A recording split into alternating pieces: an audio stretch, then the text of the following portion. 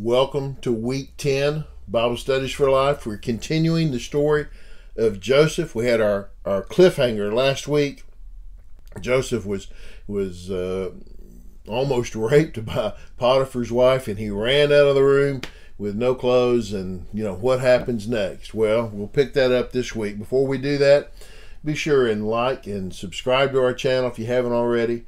And we're on YouTube and Rumble. You can like that, subscribe to either one or both, and comment on it, share with others as you go. All right, let's dive in here. We're in chapter 39 and 40 of Genesis, and we pick up here, and Joseph has been thrown in jail.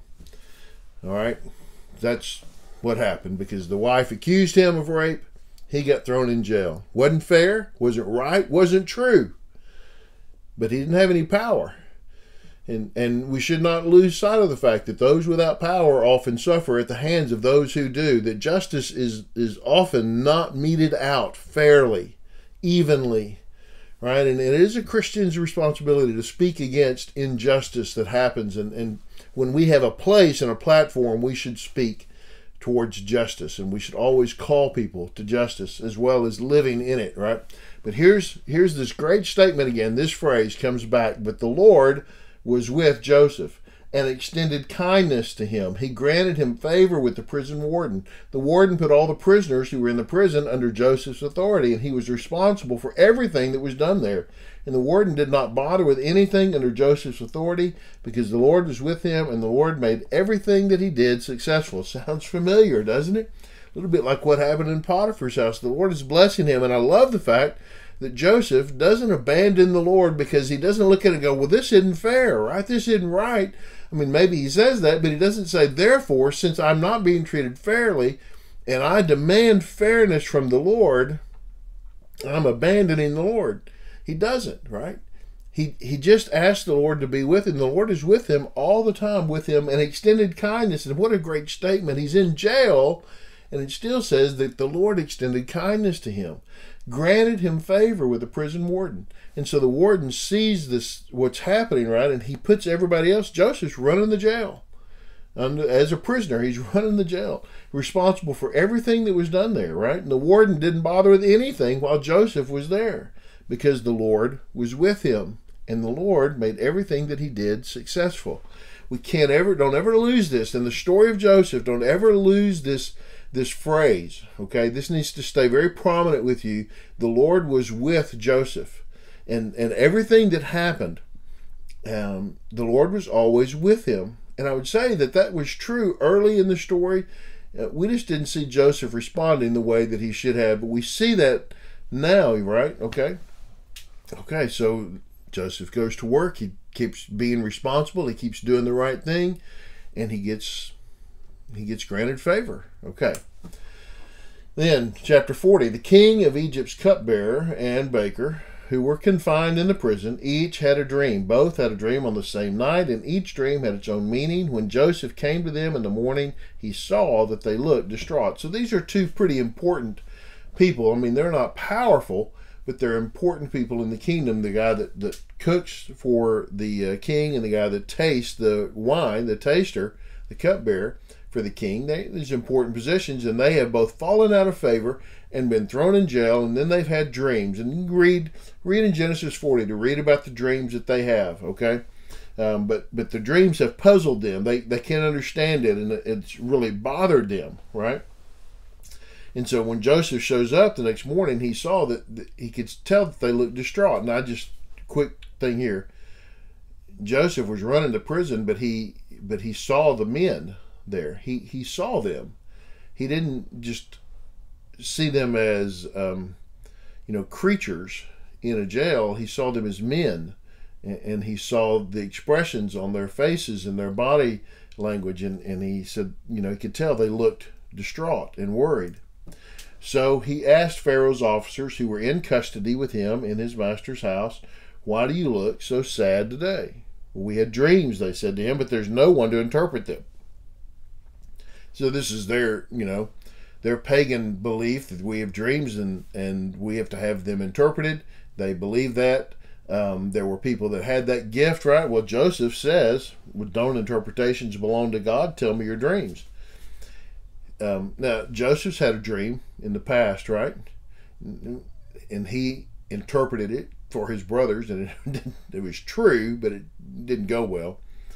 But so he's had this experience, and I think it should be reasonable to say, shouldn't it, that wasn't the only dream that Joseph ever had, and that just because he dreamed didn't mean that it was a dream from God that required some interpretation that told something about his future.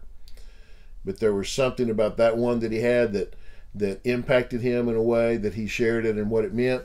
And here these dreams have stood out to them, and they have bothered them, and they ask, they tell Joseph, they don't expect Joseph to be able to interpret their dreams.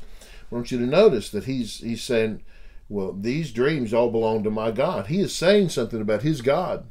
His God is the king of the universe, sovereign over all, right?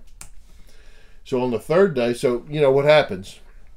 He tells them, hey, look, your dream is in 3 days you're going to get to go back and you're going to be back in Pharaoh's court. And your dream means in 3 days you're going to die. Right? That's the interpretation. So on the third day, which is Pharaoh's birthday, he gave a feast for all of his servants, and he elevated the chief cupbearer and the chief baker among his servants. And Pharaoh restored the chief cupbearer to his position as cupbearer, and he placed the cup in Pharaoh's hand. But Pharaoh hanged the chief baker, just as Joseph had explained to them. Yet the chief cupbearer did not remember Joseph. He forgot him. So they come in. They're extremely worried, right? Don't understand our dreams. Joseph says, tell me your dreams. Dream interpretations belong to God. They tell him his dream. Joseph interprets the dreams for him. He tells him, here's what's going to happen in 3 days. And it's funny because in the story, he tells the cupbearer, your dream means in 3 days, you're going to be back in Pharaoh's court serving him. And the chief baker is like that, So he tells him his dream. And he says, well, your dream means in 3 days, you're going to die. You're going to be hung. Wasn't encouraging to him. But then sure enough, in 3 days, Pharaoh's birthday, he has this feast, and he brings these guys out. And one of them he puts right back in his place of service, and the other one he hangs. Joseph was right. He got it exactly right. And the chief cupbearer knew that, right? He knew that. He knew not only had his been fulfilled, just as Joseph had said, but he knew the baker's had been fulfilled, just as Joseph had said. And the Joseph did not put a spin on his dreams to make them feel better. He just told what they meant, the truth of what they meant. But he did not remember Joseph. He forgot him. You think it was frustrating to Joseph? I mean, here he is doing everything he ought to be doing, and he's even helping these people that he doesn't have to help, but he's helping them, and they get help, and one of them gets to a place of some influence, certainly, and he's forgotten. He's forgotten. He's still in jail. When the story ends, he's still in jail. Oh, we're on to the next week. He's still there. How we deal with disappointment, and especially being treated unfairly, unjustly. We can go back here. The Lord was with Joseph and extended kindness to him in the midst of where he was. The kindness to Joseph was not getting him out. The kindness was allowing him to be who he was and serve as he served and be the man he was, right where he was. And that the Lord gave him a place of service, but he didn't take him out of the jail. He's still in the jail, even though the Lord was with him. He's still in the jail. He was still a slave, right? And the Lord was with him, but he was still a slave. And it would be easy at this point, I think, for Joseph to really get upset and think, not only has the cupbearer forgotten me, but maybe the Lord has too. But he doesn't. He doesn't do that. But I think it'd be easy to see how he could, right? So I want to encourage you. Don't forget. Don't forget. The Lord will not abandon you. The Lord will not abandon you. No matter how it may look, the Lord will not abandon you. Thanks for watching. Hope this has helped.